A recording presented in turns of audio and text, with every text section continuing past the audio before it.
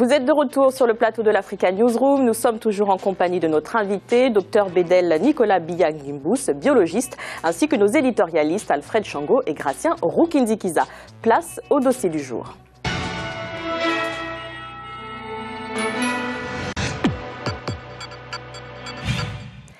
Les hôpitaux privés en plein essor au Sénégal. Face à la saturation des établissements publics, ces cliniques sont devenues un recours pour de nombreux Sénégalais. Mais les praticiens dans ce secteur restent confrontés à de nombreuses difficultés. Ils souhaitent une meilleure coopération entre le public et le privé. Un reportage de Djibril Fofana, notre correspondant au Sénégal. La santé est un droit pour tous. Mais sur le continent, la faiblesse du nombre d'établissements de santé tend à remettre en question ce principe. Avec seulement une vingtaine d'hôpitaux, le Sénégal, à l'instar de nombreux pays du continent, présente une carte sanitaire en deçà des normes de l'Organisation mondiale de la santé. La conséquence, c'est l'engorgement des centres de santé, avec pour corollaire une qualité de soins qui n'est pas convenablement assurée. Dans ce contexte, les établissements privés de santé sont alors apparus comme une alternative pour des populations en quête d'un mieux-être. Cliniques, cabinets médicaux ou centres de soins, la médecine privée est devenue aujourd'hui un maillon clé des systèmes de santé sur le continent. Au Sénégal, sur 800 médecins inscrits au tableau de l'ordre des médecins, 300 exercent dans un cadre privé. Comment sont organisés les établissements privés de santé au Sénégal? Quelle différence existe-t-il entre la pratique dans les hôpitaux publics et celle dans les établissements privés de santé? Si on considère l'exercice de la médecine, évidemment, nous pratiquons notre art de la même manière. Par contre, c'est au niveau de l'organisation des soins que peuvent se poser quelques petites différences liées à la manière d'accueillir le patient, de nous en occuper, puisque nous sommes dans un secteur privé, libéral. Donc, qui dit libéral dit beaucoup plus de présence, beaucoup plus d'attention vis-à-vis de nos patients. Au Sénégal, l'exercice de la médecine privée est réglementé. Le fonctionnement des cliniques est régi par le décret numéro 77-745 du 20 septembre 1977. Pour prévenir l'exercice illégal de la profession de médecin à titre privé, les autorisations d'ouverture des cliniques sont soumises à un contrôle très rigoureux. Pour avoir une autorisation d'exercer, il faut faire une demande. C'est à partir de ce moment que nous recevons ce courrier, que nous traitons et nous travaillons en étroite collaboration avec l'ordre des médecins. Ensuite, l'ordre vérifie les dossiers, l'authenticité des dossiers qui sont envoyés pour donner un avis. Bon, nous recueillons cet avis. À la suite aussi de notre étude que nous allons mener au niveau du service, nous allons faire un projet d'arrêté que nous proposons au ministre de la Santé et de l'Action sociale. Les cliniques privées ont été d'un grand apport au développement de la médecine au Sénégal. À la clinique Kazaous de Dakar, la première du pays, pratiquement toutes les spécialités chirurgicales y sont réalisées. Le docteur Abdoukan Diop y exerce depuis 2001. Au quotidien, il supervise les hospitalisations au sein de la clinique. À la clinique Kazaous, je peux dire qu'on a la plus grosse activité chirurgicale dans le privé au Sénégal, la plus diversifiée. La seule intervention qui ne se pratique pas ici, c'est la chirurgie à cœur ouvert, qu'on ne peut pas faire. Et il y a un seul centre au Sénégal, c'est à l'hôpital Fann, le centre de chirurgie cardio-thoracique, où on le fait. Ce jour, à la clinique Kazaous, les chirurgiens se préparent pour 2 interventions chirurgicales. La première est une amygdalectomie, une ablation des amygdales. La seconde est bien plus complexe. Dans quelques instants, ici, dans ce bloc opératoire, le professeur Seydine et son équipe réaliseront une prothèse totale de hanche. Donc là, toute la préparation est quasiment terminée. Il ne reste qu'à commencer l'intervention. Et voilà, sinon on est paré à toute éventualité. On a un amplificateur de brillance qui est derrière vous, qui aide à guider certaines interventions orthopédiques et vasculaires ou urologiques. Les cliniques privées au Sénégal fournissent souvent les mêmes prestations que les hôpitaux nationaux. D'ailleurs, de nombreuses évolutions technologiques médicales ont été expérimentées d'abord par les cliniques privées. Mais à la différence du public, les prestations dans le privé ne sont pas accessibles à la majorité de la population du fait de leur coût très élevé. Ce qu'il faut bien noter, c'est que la santé a un coût. La santé ne peut pas être gratuite, quand bien même nous concevons bien sûr que tout patient doit être soigné. Par contre, les difficultés économiques sont là, puisque en dehors de son art, le médecin a besoin de moyens pour soigner un patient. Et ces moyens, évidemment, ont un coût. Donc, il faut forcément, quelque part, que ces coûts soient, gérés quelque part. Aujourd'hui, la problématique à laquelle font face les médecins du privé est celle-ci.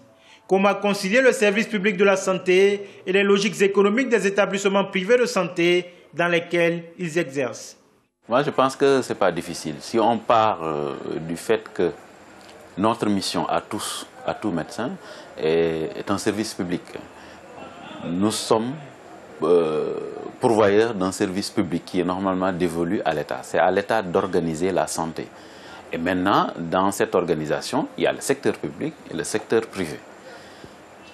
Étant donné qu'on cherche tous, on a tous le même objectif, je pense que c'est à l'État de voir quelles sont les voies et moyens pour assister les deux secteurs de manière vraiment la plus équitable possible pour le bien du citoyen. Bon, actuellement, nous sommes en train de travailler sur la révision de la nomenclature des actes. Donc, cette nomenclature des actes qui va nous permettre aussi de standardiser les prix au niveau de la prise en charge. Mais au-delà de l'harmonisation des tarifs des prestations, ce que les médecins du privé déplorent, c'est la faiblesse, voire l'inexistence d'un accompagnement de la part des autorités. Pourtant, ils exercent une mission de service public. Vous voyez, au niveau de la médecine privée au Sénégal, il n'y a pas beaucoup d'accompagnement. Les investissements sont des investissements privés. Au niveau de l'accessibilité aux médicaments, nous avons des difficultés énormes. Pour vous donner un exemple, il y a ce qu'on appelle la pharmacie nationale d'approvisionnement, qui est une sorte de centrale d'achat, qui n'est pas accessible aux praticiens du privé. La santé est un droit universel. C'est pourquoi les autorités sanitaires ont le devoir de créer les conditions pour un exercice correct de la fonction médicale. Médecine privée ou médecine publique, toutes ont une même vocation, prodiguer des soins de qualité à tous. Seulement, les tarifs pratiqués dans le privé sont rédhibitoires pour la majorité de la population. Des coûts que la mise en œuvre effective des programmes de couverture médicale universelle en cours dans de nombreux pays du continent permettront de réduire. Bédel Nicolas, quels sont les éléments qui ont retenu votre attention dans ce reportage? Alors, plusieurs éléments ont retenu mon attention. D'abord, ce qui est clair que à la fois le privé et le public sont au service des populations. C'est le même art qui est pratiqué, les objectifs sont les mêmes.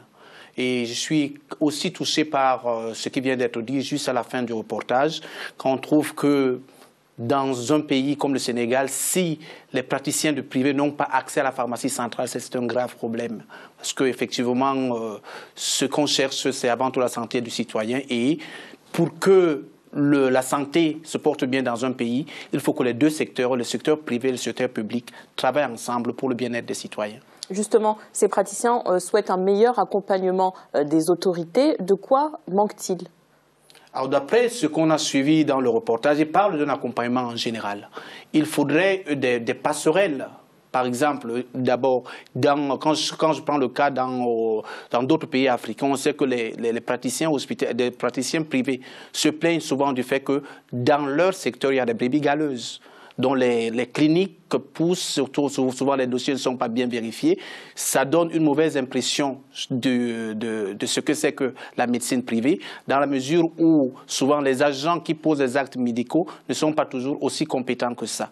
Et il y a certaines cliniques qui veulent avoir une certaine collaboration avec les hôpitaux au niveau, ce qui est quand même qu'on doit remarquer que dans ce pays, en majorité, les médecins qui sont en privé, pour plus de 80%, ils viennent du public. Ils travaillent dans le public et ils ont à côté leur clinique privée. Et comment expliquer qu'ils quittent le public pour le privé? et qu'au final, ils se plaignent des problèmes qu'on retrouve dans le privé. Mais c'est que ce n'est pas eux qui tranchent. C'est pas eux, ils n'ont pas la politique sanitaire en main. Ils ne décident pas sur ce qui doit être fait. C'est des praticiens, c'est avant tout des praticiens de la santé. Ils sont là pour poser des actes médicaux, pour faire recevoir les malades, bien les recevoir, les accompagner, les soigner. Maintenant, tout ce qui est pris comme décision au niveau politique, au niveau de la politique de santé, ça ne leur revient pas. Ça revient effectivement à l'administration centrale, quelque part aussi avec l'ordre des médecins qui doit jouer un certain rôle de pression au niveau du ministère de la Santé. Alors pour certains, les cliniques privées sont avant tout une logique commerciale. Qu'en pensez-vous, Alfred ? Sandra, ça n'étonnerait personne justement, puisque ce sont des institutions de santé qui travaillent dans le secteur privé, donc ce sont des institutions libérales. Leur premier objectif est non seulement de soigner, mais aussi de rentrer dans leurs frais. Et ce qu'on voit effectivement dans le reportage, c'est qu'ils se plaignent d'un certain nombre de choses, mais ça c'est aussi valable un peu partout en Afrique, c'est-à-dire la question de la codification, de la tarification des actes. Jusqu'à preuve du contraire, on s'aperçoit effectivement qu'on fonctionne sur le modèle presque français où il y a la tarification des actes dépend soit des hôpitaux publics ou des hôpitaux privés. Donc il faut sortir de cette logique de l'opposition et harmoniser la tarification des actes. En même temps qu'on stabiliserait cette tarification des actes, puisque beaucoup de personnes ne peuvent pas aller se faire soigner dans le privé. Il s'agit d'une part de renforcer les synergies, les coopérations entre les hôpitaux privés, les cliniques privées et l'hôpital public en général, en leur donnant des moyens, non seulement, mais là on a parlé de la pharmacie centrale en termes de médicaments, mais en termes aussi l'autre accompagnement dont ils se plaignent, c'est-à-dire d'allocation d'un budget au fond de l'État pour les cliniques privées, pour la prise en charge justement des malades qui ne peuvent pas être soignés dans le public, mais qui vont dans le privé et qui n'ont pas les moyens justement de prendre les soins. Sinon, ça fait une médecine à deux vitesses, des riches qui peuvent aller se faire soigner dans le privé, et de pauvres qui vont dans le public, mais qui n'ont pas toujours le même accueil que dans le privé. Donc il faut régler ce problème-là. Gratien, vous ne sembliez pas d'accord avec Alfred? Oui, d'abord au niveau de la tarification des actes, dans le privé, le malade, c'est un client. Ils investissent, les cliniques privées investissent de l'argent pour acheter le matériel, pour payer souvent les médecins les plus qualifiés. Dans les hôpitaux, oui, ils ont des médecins qualifiés, mais en même temps, ils ont un matériel et des fois beaucoup de subventions de l'État. Si on met la même tarification, c'est-à-dire que le privé, il va perdre son argent. C'est normal que dans le privé, il y aura des gens qui ont les moyens, qui vont se présenter, qui vont y aller. Dans plusieurs pays, compte tenu de la défaillance de la gestion des hôpitaux publics, parce que c'est la gestion de la chose publique qui n'incombe pas à quelqu'un qui a investi son argent, les actes ne sont pas aussi au niveau des actes du privé. Donc, on ne pourrait pas, disons, décourager le secteur privé qui, même si c'est pour soigner les riches, éventuellement l'État peut subventionner pour soigner les gens qui ne peuvent pas, disons, des actes qui se retrouvent uniquement dans le privé. Ça, c'est à l'État d'organiser, de subventionner ou de payer à la place de certains malades qui sont pauvres. Donc, lorsque je dis tarification, harmonisation de la tarification, j'entends effectivement qu'il y a un certain nombre d'actes qui sont les mêmes, qui sont posés dans les cliniques privées, dans les hôpitaux publics, où on paierait tarif de base. Et puis, il y a le surcoût qui serait à la charge justement des patients. Ça se fait même ici, c'est-à-dire que vous pouvez aller dans une clinique privée, mais qui est conventionnée. Donc, la tarification est la même avec l'État. Le surplus, effectivement, qui n'est pas pris en charge par l'État, est à la charge du patient. Mais donc, Nicolas, c'est dans ces sens-là. Que pensez-vous de l'idée d'Alfred? Oui, je pense que c'est discuté comme les deux éditorialistes, effectivement. C'est une question très discutée. Mais il y a autre chose, effectivement. Moi, je voulais revenir sur la demande des privés. Il y a aussi le fait qu'ils ont besoin des fonds pour financer. Il faut savoir quand même que les privés répondent à une demande, la croissance démographique en Afrique. Et pour une couverture sanitaire, ils ont besoin d'aller souvent là où la médecine conventionnelle, la médecine de l'État ne va pas. Et il leur faut des moyens pour pouvoir financer, pour pouvoir vivre de leur art, de leur travail. Et souvent, ce n'est pas de la poche du jeune médecin qui veut aller s'installer dans un arrière-village tout seul. Ils attendent que l'État les soutienne, effectivement, de ce côté-là aussi. Et souvent, ce n'est pas le cas en Afrique. Au final, pouvons-nous parler d'une concurrence entre les secteurs privés et publics ? Je ne pense pas qu'il y ait une concurrence. On ne peut pas parler en termes de concurrence comme telle, parce que tout le monde voit que c'est, comme on a dit, c'est le même objectif. Je pense qu'il y a une incapacité nous savons quand même que on peut tirer sur le public, mais qu'il a des moyens. Si effectivement on n'arrive pas à faire une couverture sanitaire totale sur le territoire, c'est qu'il y a des faiblesses. N'oublions pas que nous sommes devant les États chez qui les politiques d'ajustement structurel sont passées et qui ont bien assez brisé cet élan du service public et qui n'est qu'en train de se remettre en marche. Ce n'est pas vraiment une confrontation en termes de guerre ouverte, mais c'est des difficultés ressenties de part et d'autre. On a entendu dans le reportage des praticiens dans le secteur privé exprimer leur volonté d'une meilleure coopération entre le privé et le public. Comment l'organiser ? Ah oui, mais c'est justement dans ces échanges de bons procédés, c'est-à-dire que suivant les spécialités qu'il y a dans les hôpitaux et puis les médecins qui exercent dans l'un et l'autre secteur, de pouvoir mettre à disposition, mais toujours en se disant que pour le privé, effectivement, puisque c'est à but lucratif, il faut des subventions de l'État. Mais c'est aussi permettre, par exemple, comme ça se fait ici, au fond, par-delà le conventionnement, des médecins, par exemple, du public, qui pourraient aller exercer dans le privé ou du privé qui exerce dans le public, qui pourraient exercer, opérer certains de leurs malades dans le service public, donc bénéficier de ces plateaux techniques.